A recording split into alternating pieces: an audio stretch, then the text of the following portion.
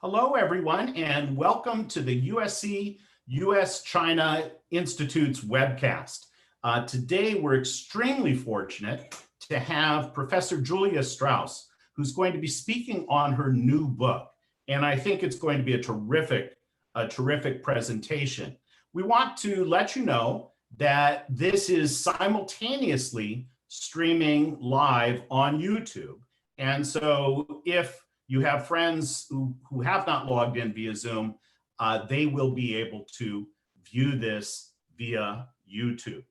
Now, today, we're looking at Julia Strauss's book, State Formation in China and Taiwan, Bureaucracy, Campaign, and Performance. It's a brand new book out from Cambridge University Press, one that she labored on for a good many years. It's an incredible read, and after her talk, I'm sure that you'll want to get a copy for yourself. At the conclusion of her talk, you'll be able to ask questions, and in fact, you can start asking questions during the presentation. So go to the bottom of the screen where you see that Q&A block, you click Q&A, and go ahead and type in your question. And then when her presentation comes to an end, I'll go ahead and collect the questions and we can have a discussion with Professor Strauss. Professor Strauss went to school here in the United States, earned her PhD at Berkeley, and subsequently went to the University of London, where she's taught at SOAS for 2 decades, essentially better than 2 decades. She's famous for all sorts of things, including having edited the premier journal in the field, the China Quarterly, for a decade. She has written extensively in recent years, editing books and focusing on China's international relations, looking at China in Latin America, China in Africa. But she has been working on this subject of state building, institution building, and she has been comparing and contrasting what happened in the PRC, in the People's Republic of China, and what happened in Taiwan, focusing on the period from 1949 to the early 1950s. So in just 2 seconds, we'll go ahead and launch her presentation. You'll be able to watch it. Throughout the presentation, please feel free to scroll down to the bottom, just bring your cursor down to the bottom of the screen, pop up that Q&A button, and type in your question. And so her presentation is about 44 minutes long, and at the conclusion, we'll open it up for discussion. But right now, it's time for us to see Professor Strauss talking about her new book.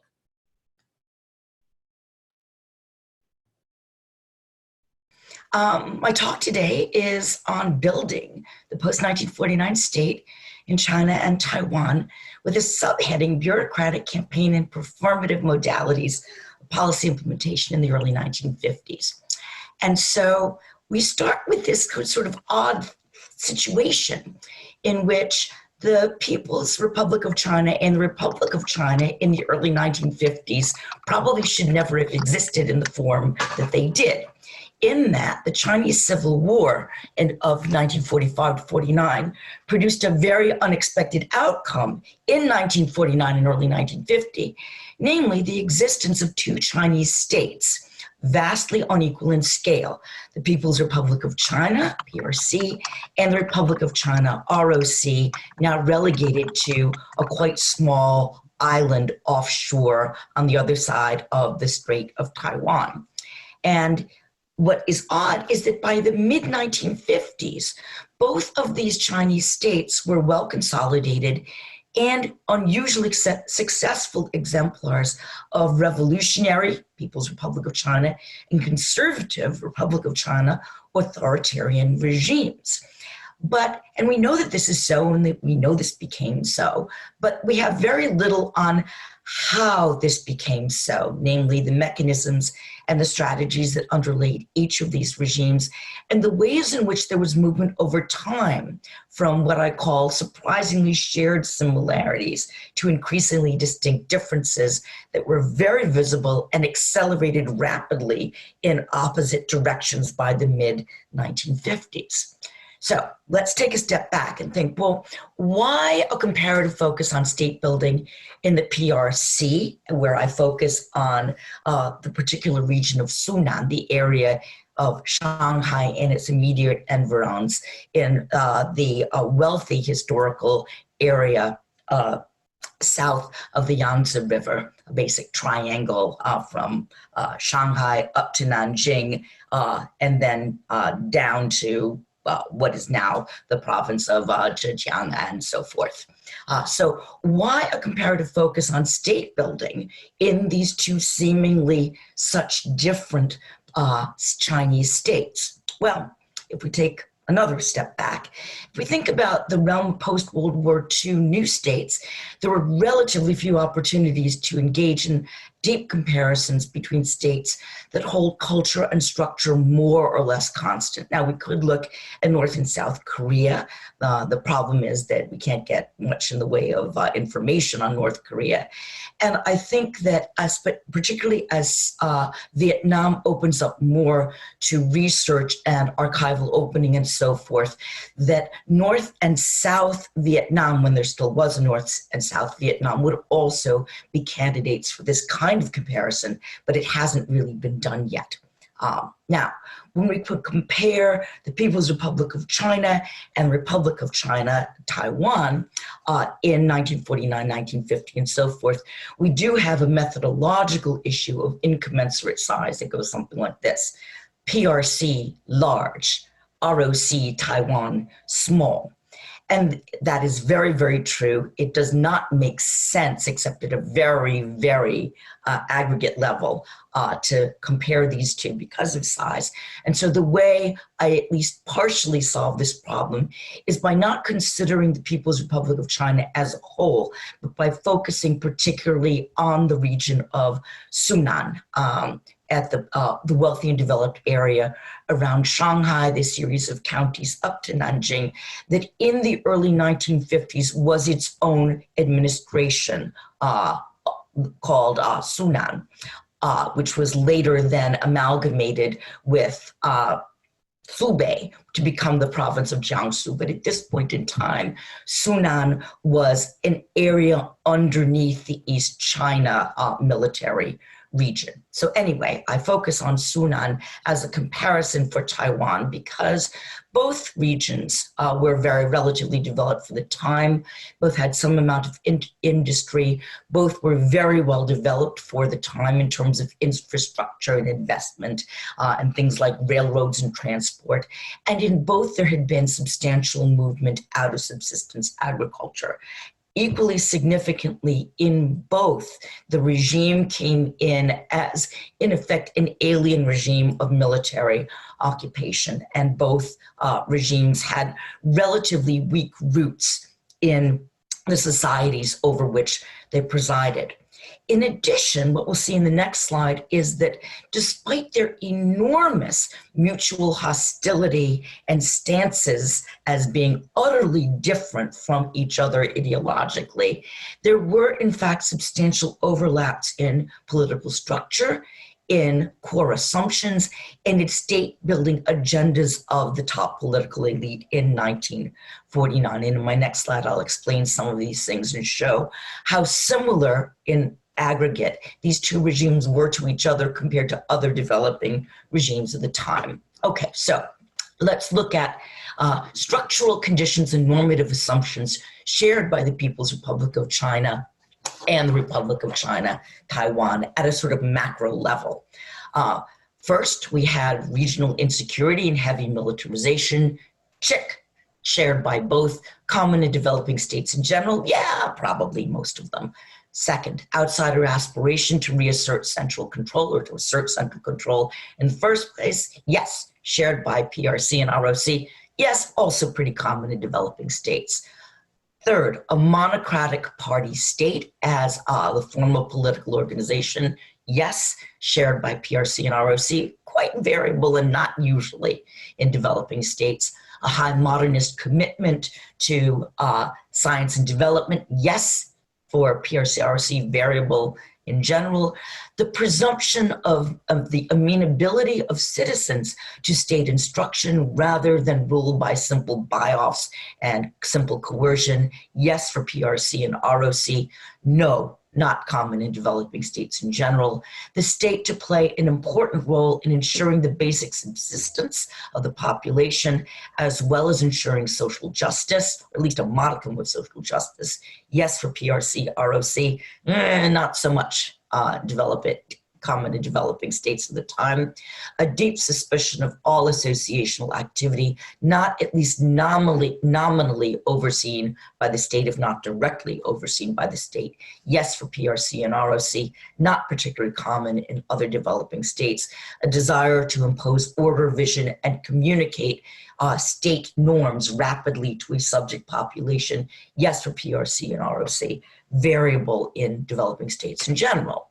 So we have all of these similarities, but states are not static. They implement policies that in turn are part of state building. They attempt to implement preferences and choices. They do so in ways that are distinctive and performed in ways that transmit, or at least attempt to transmit, regime norms to persuade populations and to at least attempt to build regime legitimacy. And my argument is that in the case of the PRC in Sunan and the ROC in Taiwan, they did so through a shifting mix of what I call campaign and bureaucratic modalities, which in turn were performed in quite different contrasting registers: public emotional mobilization for the PRC in Sunan, and procedural rectitude and austerity and rulemaking and obedience to rules in the case of the ROC Taiwan. Okay. So what do I mean by bureaucratic and campaign modalities of policy implementation? And here we have, this is an ideal type. These are general features. This isn't hard and fast, but this is a general typology. So the bureaucratic modality is one of hierarchy, that the rules and decisions made at higher levels in an organization are incumbent and binding on lower levels. This is standard Weberian bureaucracy, where organizations look like a pyramid. Hierarchy. Decisions are made through regular ongoing rulemaking where the same rule applies to everybody or every comparable situation. Rulemaking is typically based on precedent. The bureaucratic modality is depersonalized and delimited, and it simplifies complex realities through the disaggregation of wholes into standardized categories. The campaign, on the other hand, varies. It oscillates between hierarchy and egalitarian participation because it wishes to garner participation. It focuses, in contrast to the bureaucratic modality, on extraordinary short-term mobilization of resources. Sometimes the resources are material, sometimes they're human, to accomplish a set goal or a set complex of goals. Rather than being depersonalized and delimited, the campaign operates through the mobilization of normative and emotional commitments, and particular campaign goals tend to bleed into other goals or into indeed other campaigns. And like the bureaucratic modality, the campaign simplifies complex realities, but it simplifies complex realities in a fundamentally different way. It simplifies through fusion, through compression, and through all-encompassing narratives. Okay, so in my work on campaign and bureaucracy in state building in the early 1950s in the PRC in Sunan and the ROC in Taiwan, one of my main focuses is the question of regime insecurity.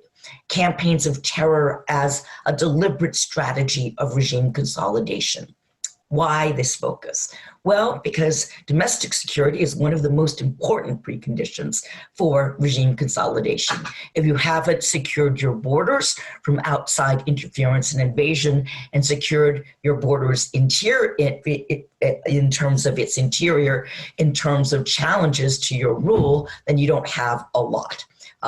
And domestic security was, along with regional insecurity, one of the most important things to nail down and to get and to accomplish for both of these regimes in the early 1950s.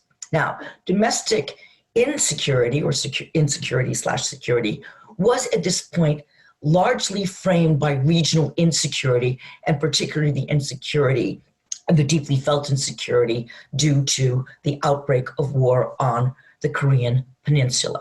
So general insecurity, regional insecurity, and the outbreak of the Korean War and China's involvement in the Korean War very much amplified concerns about domestic insecurity. And certainly there were some spies, there were some subversives, there were some sympathizers with the opposite side working to undermine each of these regimes from within. We know that this is true. However, it is equally the case that there probably weren't that many, that certainly in retrospect we can see that,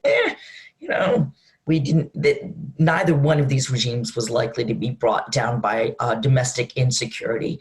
And it is absolutely the case that the PRC in Sunan and the ROC in Taiwan both deliberately resorted to campaigns of terror against presumptive and claimed domestic enemies to consolidate rule and to consolidate the state. And the ways in which they did so was through, on the one hand, a campaign that was openly called a campaign in the PRC in Sunan, a campaign called the Campaign to Suppress Counter-Revolutionaries, the Zhenyafan Gemin Yundong. Whereas in Taiwan, there were also campaigns that were never called campaigns.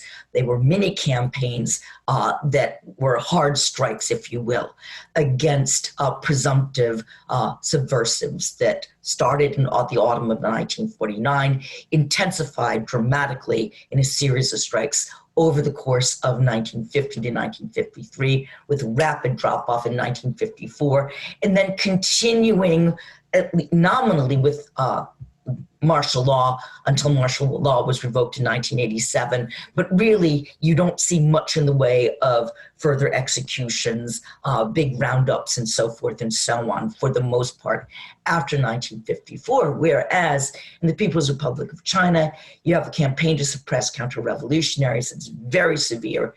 That is launched in 1950. It reaches its peak in the spring of 1951 in Sunan. And then it kind of dies down, but then there's another Sufan complaint to clean out counter-revolutionaries in 1955, widens further with later campaigns against rightists in 1958, further Sufan campaigns in the early 1960s, and then of course the Cultural Revolution, which can be understood as deep fear of counter-revolutionaries with campaigns within this larger 10-year period of campaign. All right, when we turn to the early 1950s, we have in Shanghai, where we do have good numbers, in Shanghai, in the Campaign to Suppress Counter-Revolutionaries, we have the exact number of 14,391 counter-revolutionaries sentenced in the city of Shanghai. It was 0.24% of a population of roughly 6 million. And of these, almost an even 20% were executed in Greater Shanghai.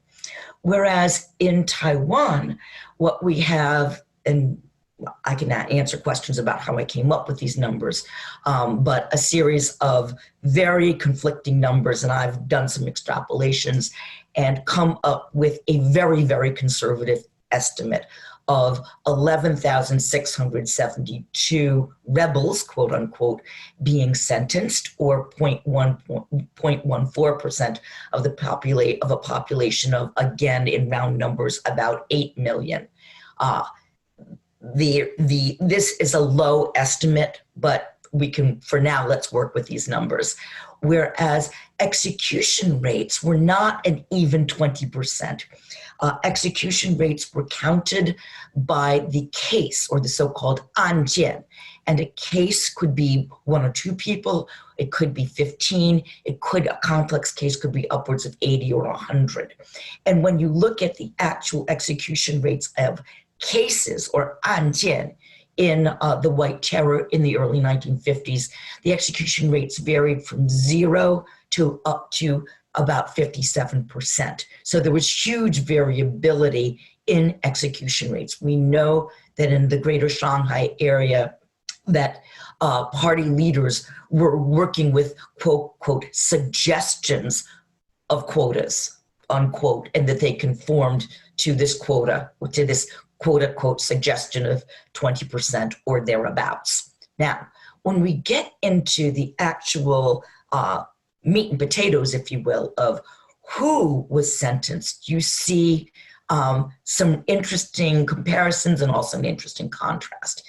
In the case of the PRC in Sunan, only about half of the counter-revolutionaries rounded up and sentenced were what you would call political enemies, political counter-revolutionaries, people who by virtue of their previous standing in the previous regime and their support for the Kuomintang could be labeled political counter-revolutionaries. The other half of counter-revolutionaries sentenced were what you might call real or potential social or economic undesirables. They were local bullies. They were local tyrants. They were the leaders of counter-revolutionary sects. In some cases, they were sort of the lumpen criminals hanging out on the street, you know, local toughs hanging out on the street, smugglers, counterfeiters, the people who would have been the subjects of any law and order campaign. Whereas in the case of Taiwan, it's also political challengers who are sentenced. We know that virtually everyone associated with the Chinese Communist Party in Taiwan was picked up and rounded up at this point in time. But we also know that far, far more people were sentenced as rebels in Taiwan in the early 1950s than there were members of the Communist Party or openly sympathetic organizations in Taiwan. We know that there was a maximum of 2,000 card-carrying members of the Chinese Communist Party in Taiwan. The real numbers were probably closer to 1,000. While everyone else was sort of everyone else. Soldiers suspected of a different factional loyalty, people who might have been handed a communist or leftist or socialist newspaper at some point in time when it had been perfectly legal to read such things, independents Taiwanese, or people who were simply unlucky enough to be accused by people already in prison. So many, many more people were tried and sentenced in Taiwan than there were members of the Communist Party in Taiwan, by a factor of, depending on how you want to count these things, either 5 or 10. So a much broader spectrum of people in Taiwan being rounded up. When we look at the instrumentality of campaigns of terror, you see something very similar in both cases. In both the PRC in Sunan and in Taiwan, under the Kuomintang, these campaigns, whether they were called the Campaign to Suppress Counter-Revolutionaries or whether they was called martial law, there were ways to get rid of political and economic competitors as well as social undesirables. They were a means to extend the state into deeply into society. The campaign in Sunan was a way in which the Chinese Communist Party set up security committees in large factories and then began to enforce the compliance of private actors and carry out education campaigns to make people learn about the Campaign to Suppress Counter-Revolutionaries and the danger of lurking counter-revolutionaries.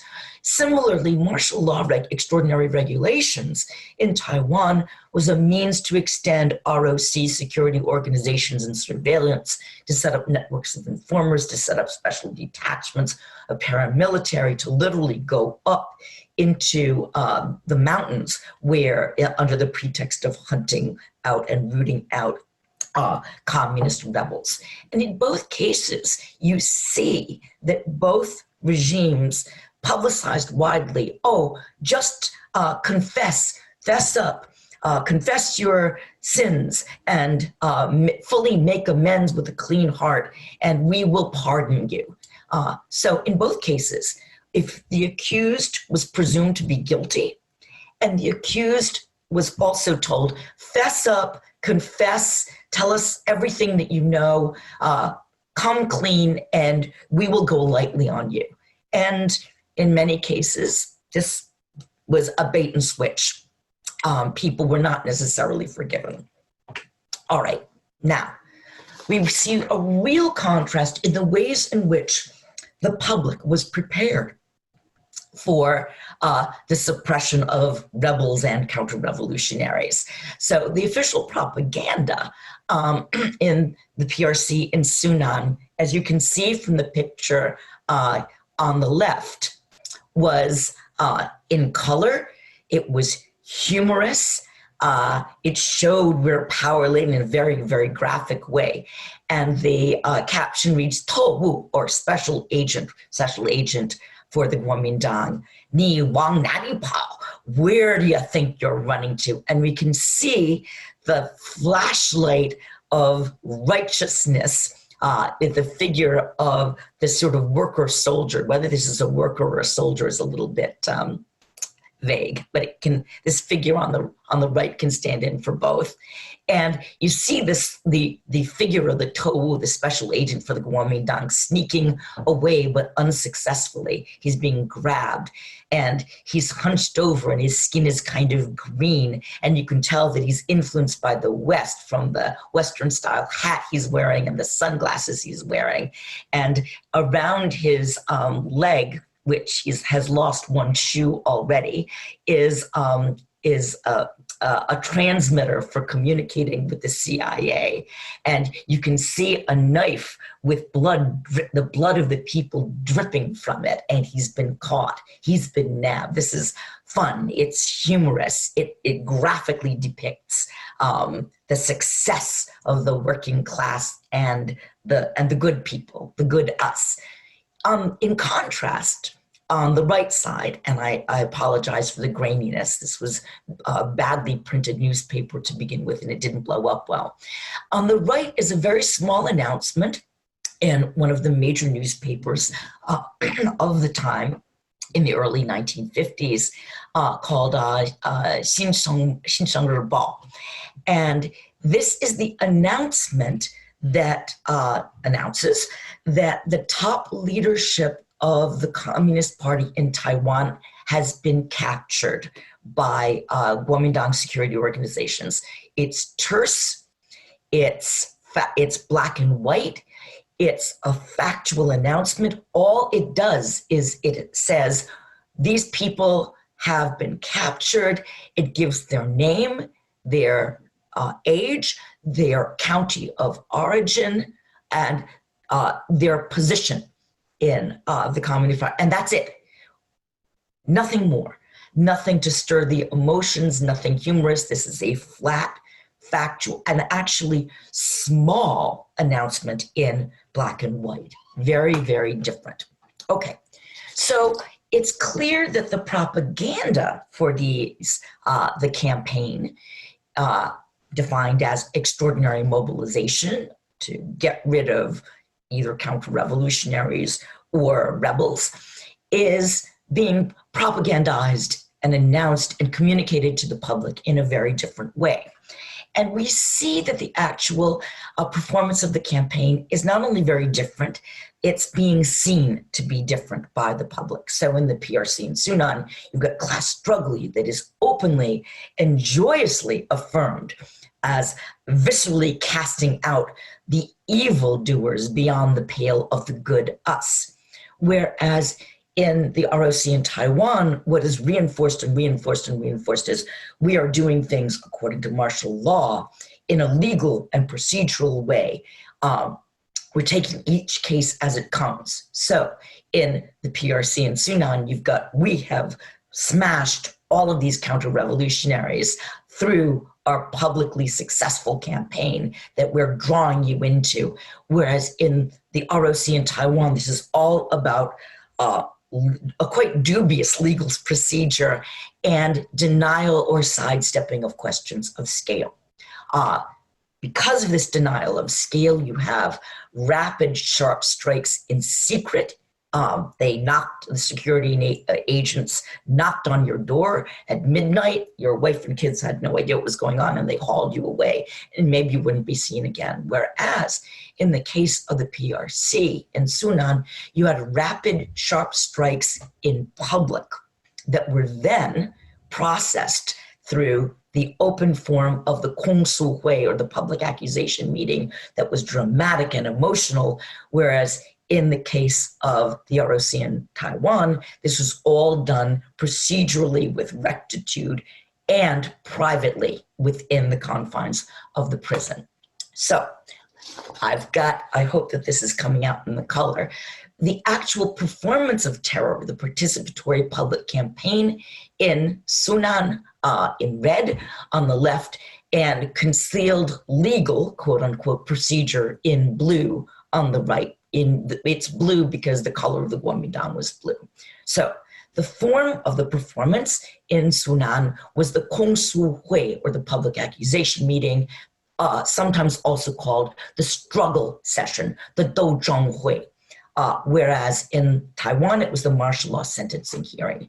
The animating how of the performance in the PRC in Sunan was through stirring up the crowd to reach what was called a gaochao, or a high tide of mass emotion and hatred for the evildoer on stage. Whereas in Taiwan, what was being reified was law, state decisions being impersonally applied through legally defined rules, the rules being the rules of martial law. If you think of the players and the stage upon which this was being performed, in the PRC in Sunan, you had pre-coached victims getting up and making dramatic accusations called face-to-face accusations, 面对面 accusations, in open, outside, typically, public space. There were a few of these big public accusation meetings that we know of that were held inside, but those tended to be in symbolically important space, like formal government buildings in Nanjing that had been previously, only a year or two earlier, associated as Guomindang national government public space, now being taken over and repurposed for public accusation.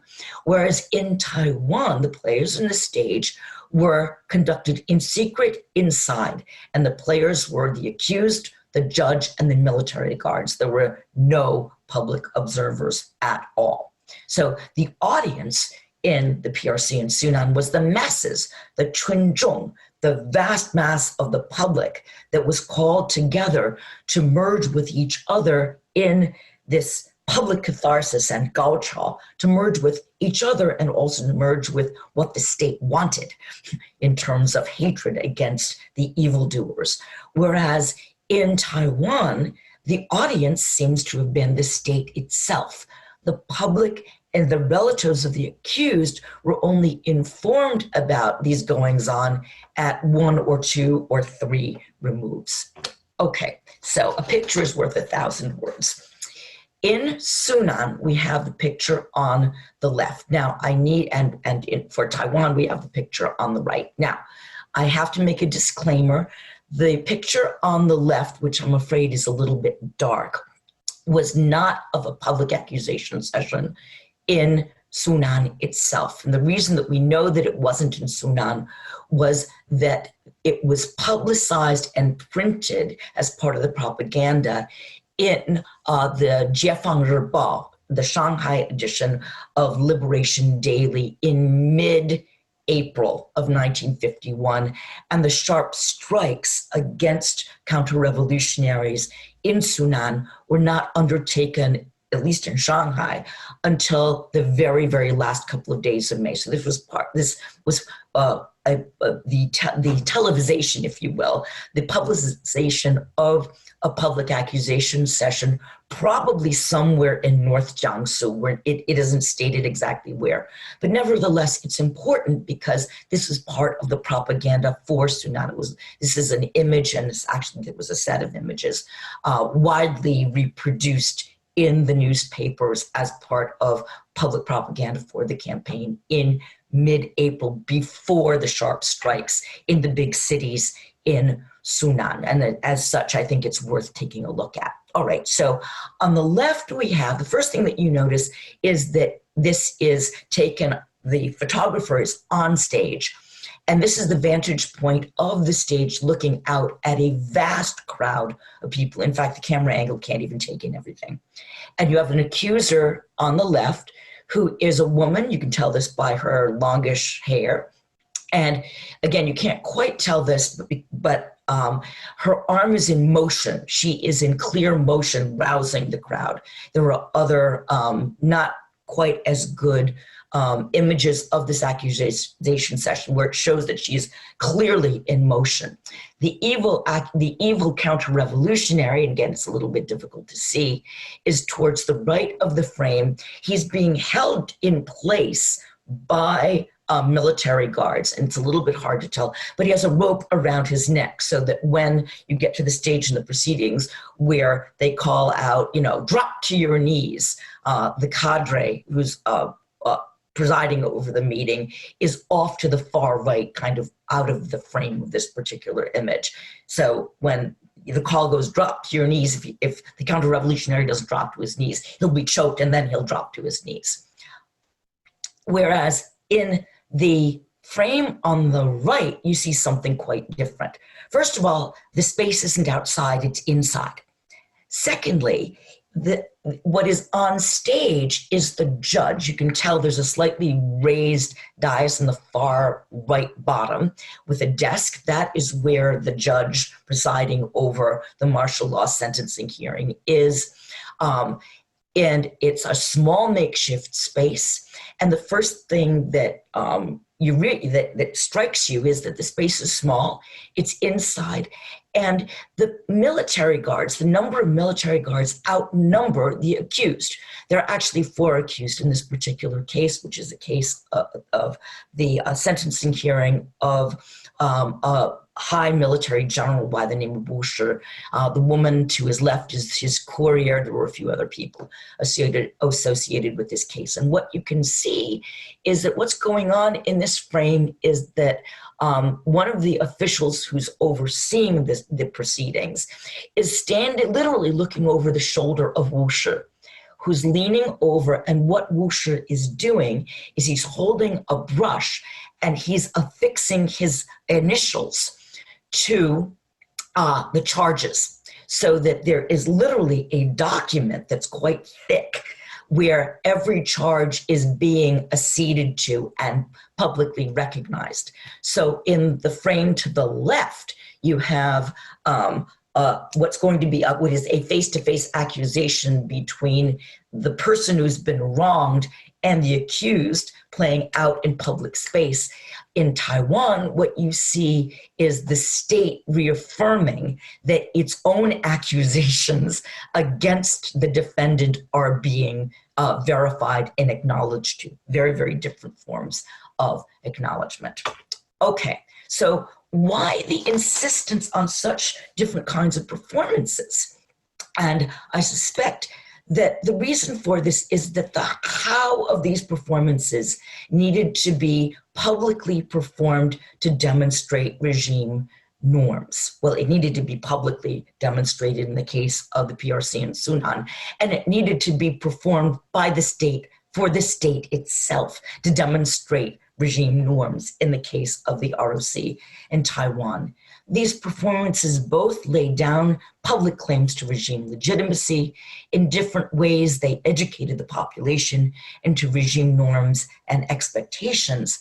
But the regime norms and expectations were very different norms and expectations. In the PRC in Sunan, you had the goal of forging new social bonds and a new social consciousness through popular and public merging of individuals with each other through high emotion and with the state. Whereas in the ROC Taiwan, the goal seems to have been one of breaking apart old social bonds by removing the accused from society, from their families, from their friends, through a process of atomization. Very, very different. What were the results of these different performances? Well, in some cases, they were the same. They dispatched defined enemies of the state and then some, and they cowed friends and family and possible sympathizers. They removed the impure, but they removed the impure in quite different ways. In the PRC in Sunan, it was through public display. In the ROC Taiwan, it was through sequestration. In the PRC in Taiwan, these public accusation meetings were very important. They were a public and dramatic break in the revolution, a noted point and moment of no return. In the ROC in Taiwan, they were the asserted demonstration of legality that would then be reported on in black and white print through public announcements for the ROC in Taiwan. And in this way, publics were educated. In the PRC in Sunan, publics were instructed in new state-determined categories through popular merging and complicity in the state's violence against defined enemies, whereas in the case of Taiwan, this was a warning to publics to comply with state law being martial law, through atomization of individual families and whispered worries about what could and could not be done.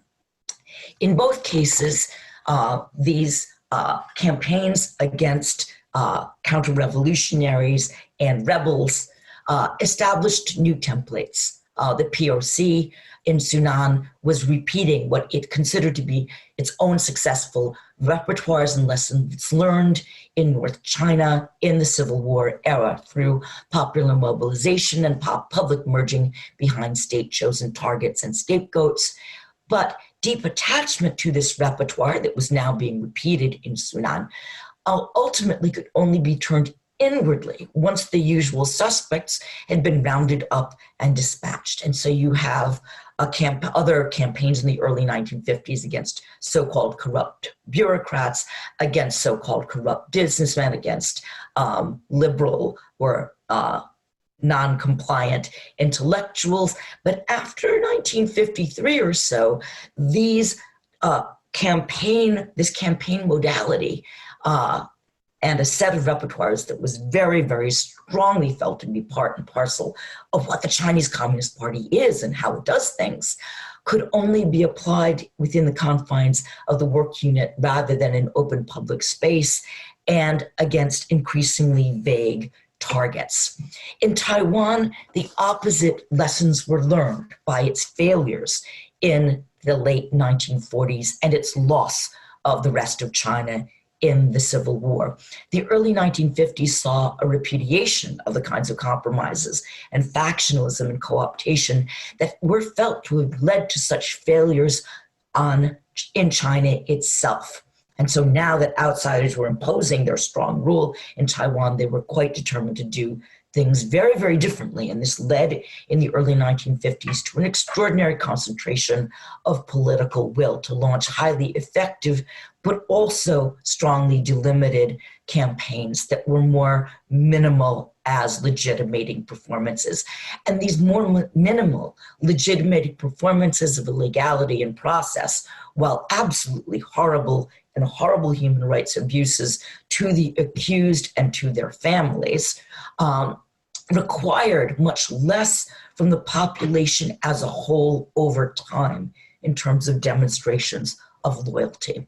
So, to get back to questions of bureaucracy and campaign, I would argue more generally, that even when they're not explicitly recognized to be such, bureaucratic and campaign modalities are features of a wide range of state systems, including our own. And the nexus between bureaucratic and campaign modalities is a very variable one. Campaigns need the infrastructure and the coherence that only bureaucracy can provide. Under conditions of state building of the sort that we see or saw in the PRC and Taiwan in the early 1950s, in fact, campaigns did lead to state expansion. But if they are taken to their logical conclusion, campaigns will undercut bureaucracy. And not only in a place like the People's Republic of China in the later 1950s, we can think of, for example, 2 years ago, Turkey's campaign to rid the country of so-called Lenists in civil service, in judiciary, and in academia. Nobody knew who a Lenist really was. And in some ways, it was really quite reminiscent of the anti-rightist campaign of 1957 in the People's Republic of China. So it's not only China that is susceptible to these kind of extraordinary campaign expansion modalities. If we think a little further about performance, the Young People's Republic of China celebrated a particular constellation of participatory campaign and public performance with a very clear script and a very clear purpose. But performance features prominently in other political environments as well, both authoritarian and democratic. And I would suggest that perhaps food of thought might be to think a little bit about who the protagonists in the performance are, what the institutions and expectations are embedded in the ways in which different kinds of performances either support or undercut the state, and the kinds of signals that different kinds of performance sends. So for example, in the PRC, in the ROC in Taiwan, these performances against so-called rebels were sequestered behind opaque walls, and counter-performances of any kind were quashed mercilessly. But other environments, such as our own, may allow for public performances of legality and procedure. So we can think back to what now seems like several generations ago, but think back to Fiona Hill's appearance before Congress and how sober she was in her black suit and her minimalist jewelry and her very unobtrusive haircut, and how she performed sober rectitude, if you will.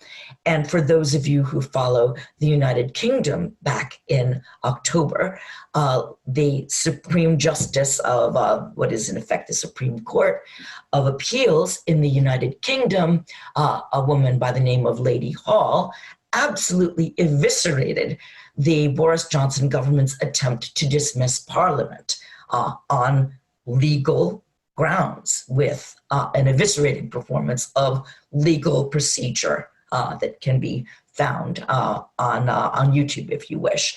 And so the world is full of different kinds of political performances that may either further a campaign modality or dampen down a campaign modality. And similarly, campaigns pretty much anywhere need to be performed in order to reach their audiences and have the kinds of effectiveness that they aspire to. And I would leave it there. Thank you.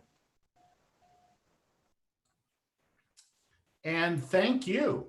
That was Professor Julia Strauss, and we're really fortunate to have her with us at the USC US-China's new virtual institute. And we're delighted that Professor Strauss was able to share with us this a portion of this wonderful book. And we've got the Q&A open, and a few people have already raised questions. We'd like to encourage others to do that as well. And so please, if you'd like to raise a question, click on that Q&A button and go ahead and type it in. Professor Strauss, thank you, first of all, for doing this. Am I coming through okay? You are coming through. Terrific. Now, that's great. And if I could, I'd like to open with a couple of questions. The first is you, in fact, one of your books focused on the golden years of the Kuomintang, the Nanjing decade, right? Right. And talking about trying to build a state in a weak polity, that Right. sort of thing. And so you are an expert on the Kuomintang's efforts on the mainland, and particularly in the Jiangsu region, the area around Nanjing, Right. that sort of thing. So you've studied that extensively. And you've also written about land reform campaigns in China, including you're quite well versed in the areas that the communists controlled prior to taking control of the entire country. Right. And so my question, my first question is, can you say a little bit about what was learned from that? And did you see What was learned that, from what? what was learned from having government experience, having run these things? And then when the Kuomintang moves into Taiwan, first in 1945 with the defeat of the Japanese, and then fully moving the government in 1949. And then, of course, the Communist Party coming to power, taking control of southern China, including this region. And I'm curious, what, if anything, did the two states take from those experiences during the Civil War? How did they draw upon those experiences as they sought to consolidate power in the PRC, in the Sunan case, and also on Taiwan with regard to the Kuomintang? And I should tell you, one of the questions that we've received is for a little bit more clarity on what Sunan means, this geographical term, and how you're using it. Okay. All right. So let me go with the first one. What did the two states take from their Civil War experiences? That's a terrific question. And I think that what the two states brought to the table and took from their Civil War experiences were, in a sense, mirror images of each other. So you have a big winner, the Chinese Communist Party, and the armies that were later amalgamated to become the People's Liberation Army. But for the sake of simplification, I'll just call it the PLA, although the PLA didn't exactly exist in that form back then. You had a series of regionally based armies in the Civil War period that were rural. They lived off the land. They got the support of the people, or at least enough of the people, enough of the time, with a pretty strong base in North China, a series of bases actually in North China and Northeast China. And no one ever imagined that the communists would win as quickly and decisively as they did. We had a case where the Kuomintang armies were massively they outnumbered the communist armies. They were better equipped than the communist armies, and they were much less well run, and they had no base whatsoever in support of any sector really of society. They were also highly factionalized. And so what we ended up with was a situation in which the communist armies won the country because it had a range of decisive battles in Northeast China. First, that really broke most of the nationalist Kuomintang military, and then a big final battle called the Huaihai campaign in North China that in effect broke the back of the Kuomintang military. And pretty much after that major battle and set of battles in January of 1949, the writing was really on the wall. So we had a rapid military collapse of the Kuomintang regime, and also a collapse in public support because the Kuomintang had done such a terrible job after the Sino-Japanese War. They did a terrible job in retaking its in retaking the big cities of the Yangtze River Basin. It did a terrible job in terms of the economy. It funded a very unpopular war, basically by printing more money, which of course led to hyperinflation. So it lost what support it otherwise might have had after the Sino-Japanese War, which went on for a very long time, when the Kuomintang was holed up in the far interior in Chongqing. So we have polar opposites, right? Where you have the communist armies that win much more quickly than anyone anticipated, including themselves. And we have the rapid collapse of both the nationalist military and its ability to govern. And so when the nationalists retreated to Taiwan, which took a while, and they had to get the best and most loyal parts of the military there, and they had to get the treasures of the imperial palace there, and they had to get the gold reserves there, and so forth and so on. We had one regime that had won incredibly quickly. We had another that collapsed equally quickly, and the lessons drawn were exactly the opposite. So the kinds of techniques that the communists had worked with in North China in terms of developing a natural base of support, support amongst the people, guerrilla warfare, mass accusation against enemies to rouse the populace, with what the feeling was, wow, this worked. It really, the revolution, it really, really works. So this is how we're gonna do things. Whereas in Taiwan, you had a shocking, searing defeat. And this concentrated minds and concentrated political will.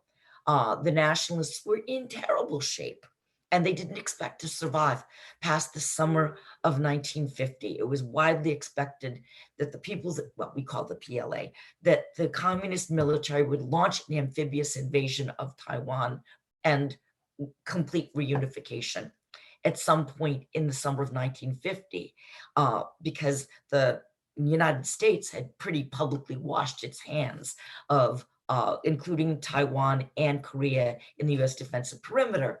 And what changed all that was the unexpected outbreak of the Korean War in June of 1950, and the equally unexpected response of the United States to put both Taiwan and South Korea within the US defensive perimeter nuclear umbrella. So once it was saved, the leaders in Taiwan had a really tricky set of things that they had to do, because they claimed legitimacy from everything that had gone before, but they also knew that what they'd done before had been a disaster in losing the mainland. And only 2 years before they arrived as a government in effect in partial internal exile in Taiwan, they'd so grossly mismanaged Taiwan that there had been a massive army uprising in 1947 that had been put down by force. And so they were determined to do things differently and better in terms of both governance in Taiwan and in terms of mistakes learned from pretty much everything that they'd done during the Civil War period. They reversed. So yay, we succeeded, versus, oh my God, we were a disaster. We need to get it together. So the lessons learned were exactly the opposite. Yeah, we'll come to Sunan in just a second, but to take from that analysis, so your description here is based on what you dug out of the archives, what you got, as well as interviews and things like that. How self-conscious were the governments in saying, this is what we're doing, this is why we're doing it? And how evident was that? Or is this, is your assessment based on looking at outcomes, looking at what was done? How much of it was openly said, this is what we're about? Well, none of it was openly said. What was openly said was, in the case of the PRC government, we are New China. You, Sunan, are going to be part of New China. And these are the great things that we're doing by through strengthening our organization and rousing the people under a patriotic sentiment, because of course the first major campaign in Sunan that really brought people together was a patriotic campaign to support North Korea and to hate America. So that was just pure patriotism. So you are the exemplar of patriotism and progressive forces. And these things were openly stated, but the rest was stated in a combination of what they said privately in documents, but also, and what they told local cadres to do, and how they were very explicit, and local cadres need to do this, and not just to do it, but to do it in this kind of way. That was quite explicit in internal documents. And it's also a question of outcomes, because if you look at what is done after this period of regime consolidation, what you see is a deep attachment to this repertoire of struggle and stirring people up, and mass accusation and targeting people. And you see it over and over and over again with these worries about backsliding and counter-revolutionary backsliding. In the case of Taiwan, the claims are much more minimal. The claim is, we have law. We are the exemplars of law and order and regularity. These are the rules. We're posting the rules. You obey the rules. These are the martial law rules. So you don't get a lot in terms of the public articulation and the public performance of this. You get a little bit, but not very much. It's pretty terse, actually. And it's made to shut people up and to frighten people about what they can and can't do. But in internal documents, they are occasionally quite open about what they're doing and why they're doing it. No, that's terrific. We've received a number of questions, and it's time now to go to those. But let me go back to actually the very first question we got was, what is Sunan? Okay, and Sunan. And you've explained why you use that as the representative. So Sunan in this period, in the early 1950s, is a recognized region with its own government underneath the East China military region. And it isn't until, I believe, late 1953, or maybe even the very beginning of 1954, that Sunan, with its government administration, is amalgamated with Subei, which had its own separate administration, which was really quite different. And the two were amalgamated to create the province of Jiangsu, which was also under the East China military region. But the East China military region dissolved, and I think it was 1954. And this was the point at which the province of Jiangsu really, came together as its own governing thing. So Sunan is a, if you will, a legally recognized government, subnational government underneath the East China military region in this period. However, it's also an expression to mean the wealthy areas south of the Yangtze River in what would then become the province of Jiangsu. Now, the confusion here comes in with what Sunan is, what is often substituted for Sunan, namely Jiangnan. And Jiangnan is an even more amorphous geographical expression that certainly refers to the Sunan counties, but it also refers to wealthy counties in Zhejiang, mostly Zhejiang. So it's a kind of, it's a region that is more loosely identified. And some people use Sunan and Jiangnan more or less interchangeably, but in my understanding, Jiangnan also includes some important chunks of Zhejiang as well. Since my work was focused on Shanghai, the immediate areas around Shanghai, which are now part of the Shanghai, the Shanghai city, yeah. Shanghai municipal government, I guess it would be called. But at that time, many of these counties were not part of Shanghai. They were part of other counties. So the Shanghai Municipal Administration ended up absorbing counties that were simply part of the Sunan de facto provincial region at this time. And a large part of Sunan, I did not get data from all of Sunan, except for a very, very few documents that were extremely important for my case study on land reform. But most of what I could get was either Nanjing, the city of Nanjing. It was a little bit from the Sunan regional government, but most of what I could get was Shanghai municipal proper and what are now districts or the equivalent of counties underneath Shanghai that at that point in time were not part of Shanghai at all. They were just part of Sunan. That's terrific. We have a couple of the participants are focused on drawing comparisons between these two entities and what happens elsewhere in Asia, particularly Korea. And in fact, our colleague, Kyung-Moon Hwang from USC's Department of History, who's specialist on Korea, will be asking ask a question. That'd be great. But before that, one of the questions that came up is about land reform. Oh, and, yes. I didn't say it in the introduction, but that's the other big focus. That's the other big focus, yes. Of your book. And so this person said a lot of people have attributed the success, the rapid rise for both Taiwan and South Korea to land reform. And I was hoping that you might say something about this, and to the extent that you can, to draw comparisons to South Korea.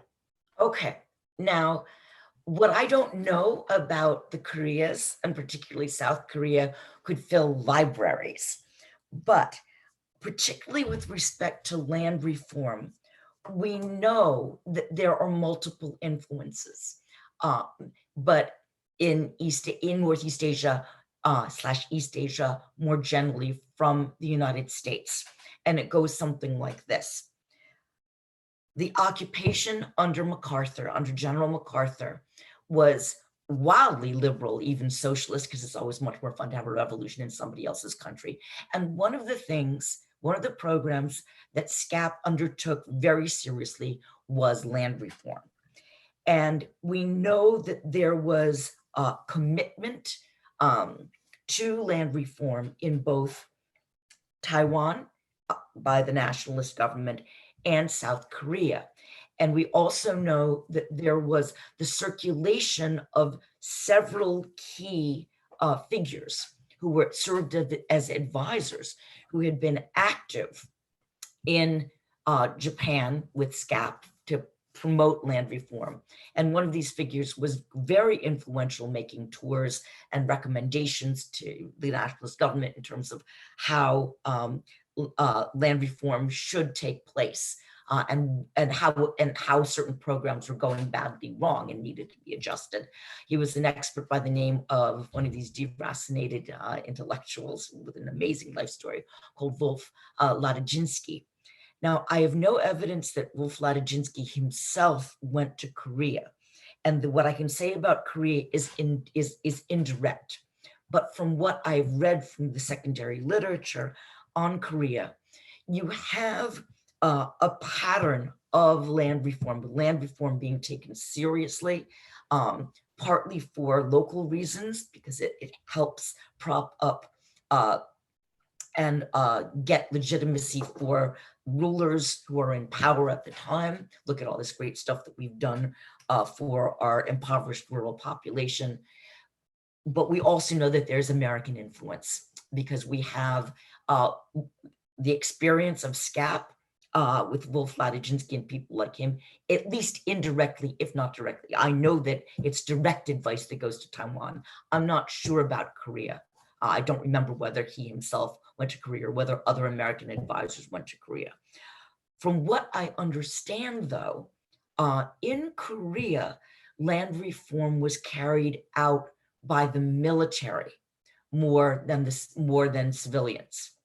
Whereas in Taiwan, it was a resolutely civilian mobilization of political will with American advice, help, technical support, and so forth from an organization called the Joint Commission on Rural Reconstruction, the JCRR. I don't know enough about Korea to know whether there were comparable organizations in Korea.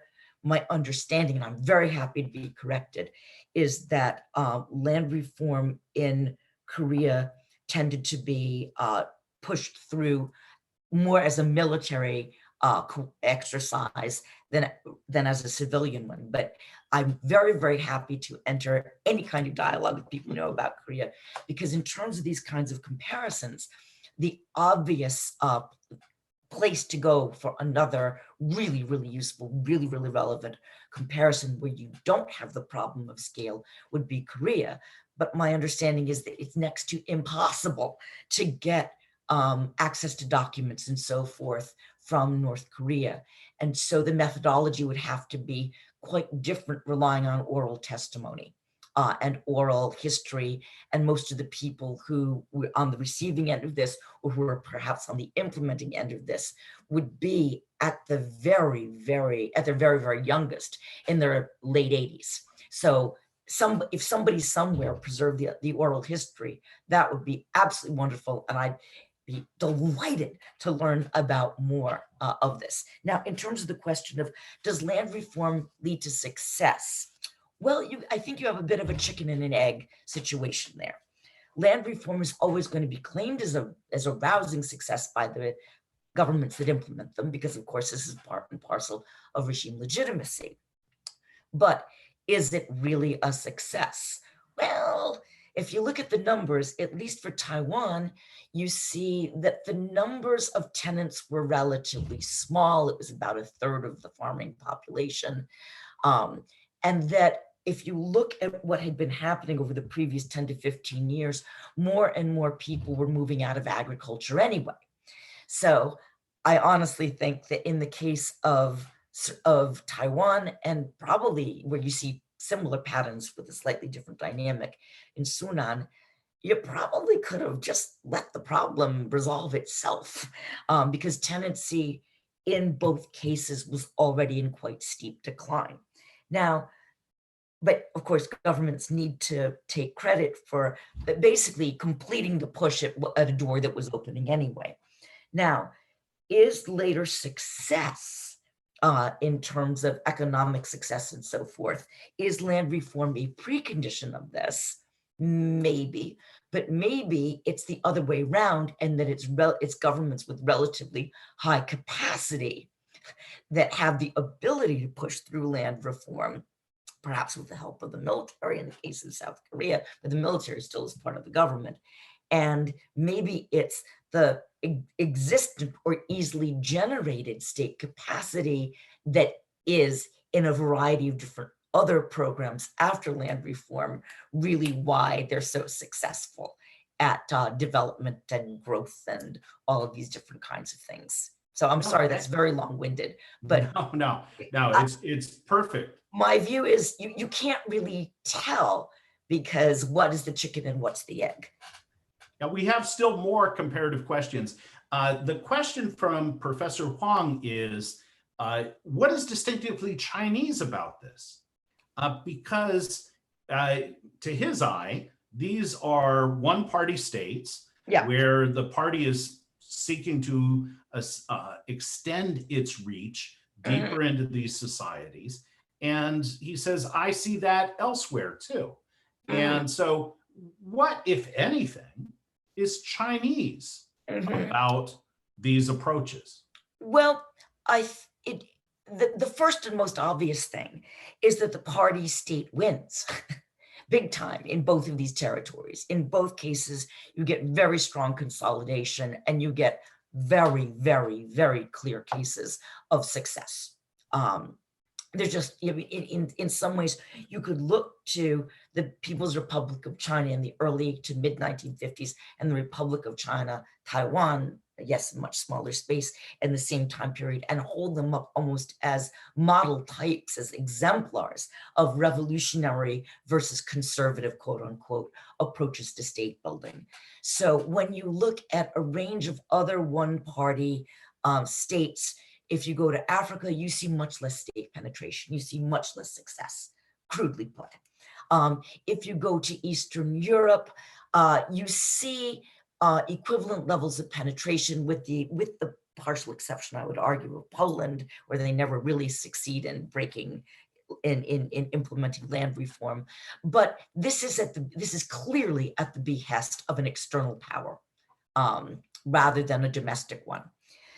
If we look at the Soviet Union, it gets very complicated. My sense of the Soviet Union in terms of Soviet Union versus People's Republic of China is that in the People's Republic of China, the leadership really is convinced. It's really convinced that the people, if you can just educate them properly, that the people are going to support us en masse, that the people are all, almost all, not all, but like 90% of them are latent revolutionaries. And if you just get the right institutions and the right kind of mobilization, we're going to be great. You have really a sense of both hard work and optimism at this time in the People's Republic of China. And oddly, in some ways, I think the Republic of China and Taiwan is much more Stalinist in this period. It has really learned from Jiang Jingguo's long sojourn in Stalinist Russia at the height of the purges. So there is tight control of information. There's much more suspicion. There's much more penetration down to the grassroots because they're deeply worried. They have reason to be deeply worried. They're much more secretive in this period. And so the way in which it is done is different, and yet both are constantly referring back to Chinese tradition. And you see this particularly in things like the requisitioning of grain, which is something that I worked on, and it is now a separate project. Originally, it was going to be part of this project. And what you see in the case of grain supply and how grain is going to be extracted from the countryside and used in slightly different ways to subsidize hungry cities so that cities get basic subsistence in terms of grain at well below market rate prices in both cases. And it's done slightly differently, but each is very, very conscious of Chinese tradition. So there sometimes is a conscious, and if you look back to the late imperial state, when it worked well, it had a huge rhetoric and institutions behind subsistence for the people and the people's welfare. And I think that this rhetoric isn't just rhetoric. It enters the lexicon in both in quite similar ways in terms of foundational state legitimacy and the people's welfare and so forth and so on. And they put their money where their mouths are. They really do, in slightly different ways, make this work. So there is definite consciousness on the part of the leadership as being part of a Marxist, Leninist tradition, but also being Chinese in the case of the People's Republic of China. And the heroes and the tradition and what is harkened back to is slightly different for the Republic of China, Taiwan, but it also is very Chinese. You see very similar efforts being made in Africa, in Southeast Asia, here, there, everywhere, often with one-party, monocratic one-party states. You see much less success, and I think much less in the way of explicit harkening back to 5,000 years of history, and so on. Yeah, that's wonderful. We have only about 10 minutes left. Okay. And quite a few questions. And so maybe compress your answers if you could. I'll try. I'll do my best. No, this is perfect. One question said that an anonymous participant raised is that they didn't have to fight for Shanghai. Right. They didn't have to conquer this in the same way that other areas of Absolutely. mainland China Right. had to be conquered. Why then use mobilization? Why Right. then use techniques similar to what were used elsewhere to Right. have these big demonstrations, to involve people in this process? Right. Well, that's a terrific question. And in my view, they were an army of occupation. They didn't need to do it at all to ensure, but this was what they did. This was these kinds of mobilizations had a real purpose to educate the public about the regime, to draw in publics, to help them learn a new vocabulary, to help the masses understand that they were the masses, to understand that they'd been downtrodden, to understand that they needed to stand with the people for patriotic grounds, but also for grounds of development and progressive forces and organization. Now, of course, this is also the thin edge of the wedge in terms of the expansion of party organizations. Down to the village level, particularly with respect to land reform. So there's an instrumentality as well, but they could have done it. They easily could have done it without these kinds of mobilizations. But what they did, their whole ethos was one of participatory revolution. It's kind of like asking someone like Billy Joel at the age of 70, why are you still performing? You don't need to be doing this. You got all the money. The answer is because that's what I do. This is what the Chinese Communist Party did. Well, we've just had a first in the history of the U.S.-China Institute. Nobody has cited Billy Joel. Well, so that's new. It's still the same. No, but the habit, right? Right. That has worked for you is what you part of their ethos. Another member of the audience raised the question about Japan's decades of control in Taiwan. Right. And asked about, did that institutional legacy play some kind of role in how the Kuomintang went about its business? Now, it had a few years before the central Kuomintang government. And it made a hash of it.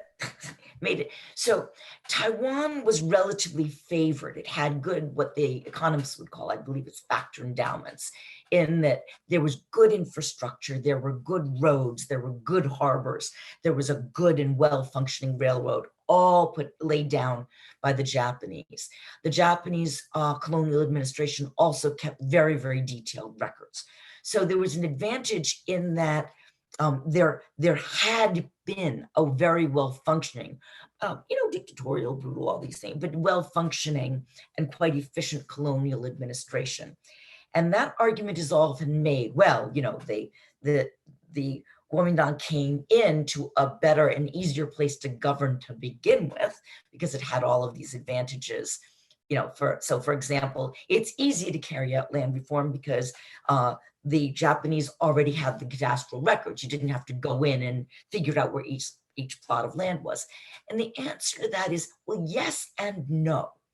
It is definitely the case that that the Japanese colonial administration had done a pretty good job of wiping out communists and leftists.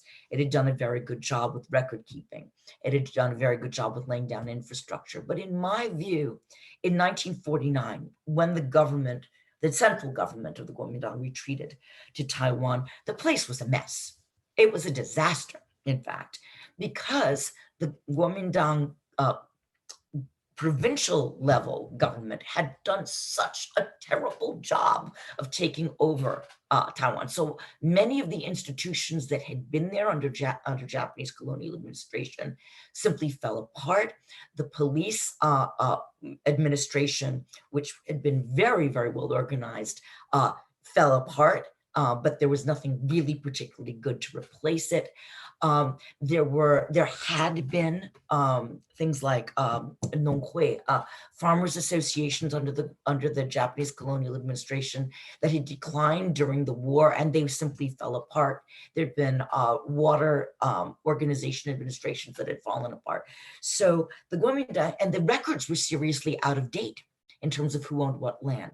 So in all of these cases, when the Kuomintang retreated as a central government, once it was saved by the outbreak of the Korean War, there was a massive concentration of political will to establish and reestablish organizations, but with different boundaries, with different lines, and to have them be thoroughly penetrated directly and through patronage by the Kuomintang. The records, the cadastral records were seriously out of date, for example. And so there was a huge mini campaign within a land reform campaign to go down and re-register absolutely every single plot of land in Taiwan. Now, that wasn't an easy task. It was a mini campaign, if you will.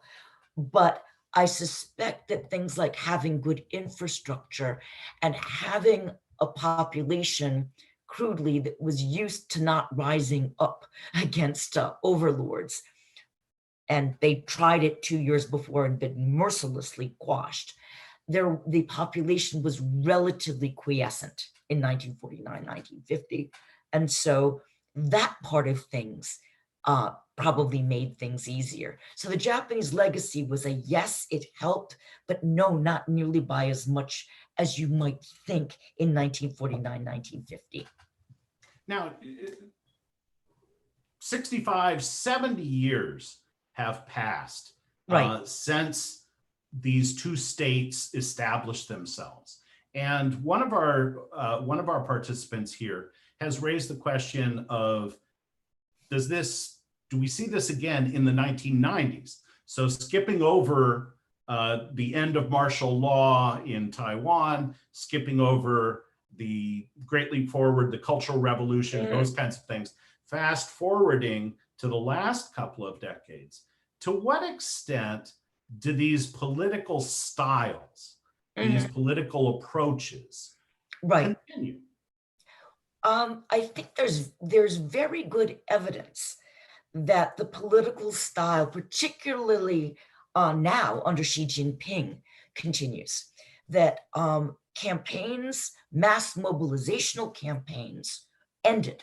They simply ended, boom, with the third plenum of the 11th Central Committee, December of 1978. And it's the first item on the agenda, on the resolution that comes on the communique that comes out. The period of mass mobilizational campaigns is over. Boom, we're done with that. But different kinds of campaigns continued.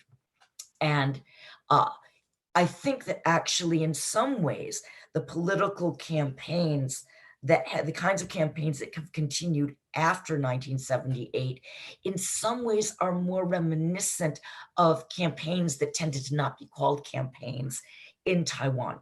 So you see campaigns within the bureaucracy to mobilize around resolving a particular issue. You have anti-spitting campaigns, you have hygiene campaigns, you have campaigns for ecological civilization.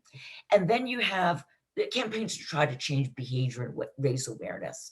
But you also have, in the post-1978 period, periods of real campaigns against baddies, in strike hard campaigns against criminals, some of which in the 80s and 90s, if I'm remembering rightly, actually brought together large numbers of people to witness the sentencing and the justice meted out against criminals. So strike hard campaigns, I suspect, are as close as you get to the mass mobilizational campaigns of the pre-78 period, after 1978. But you also have anti-corruption campaigns.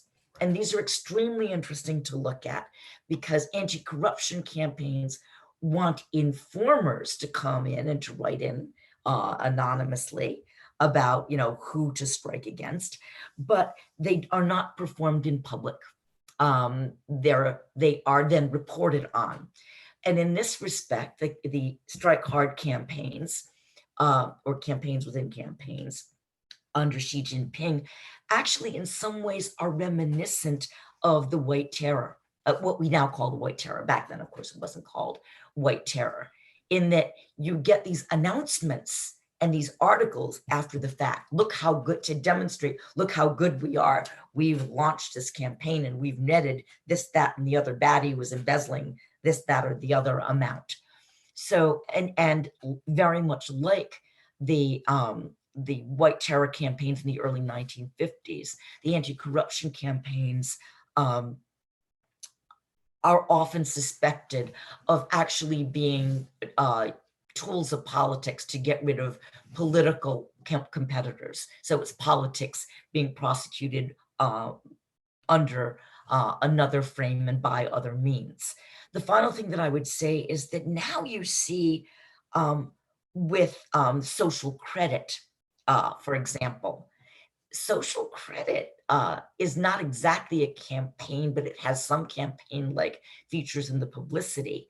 And in terms of the social pressure that are being, that citizens are expected to bring social pressure against each other in terms of complying with the goals. Excuse me. So there still is a presumption that properly educated the people will do the right thing. Now, this is really extraordinary. And Professor Strauss, I just want to say thank you. Not at all. It was great fun. Doing this, when we originally arranged to have you speak, we thought we'd be doing that on the USC campus with an in-person audience. And as is our habit, at the conclusion of our events, we award our speakers a US-China Institute mug.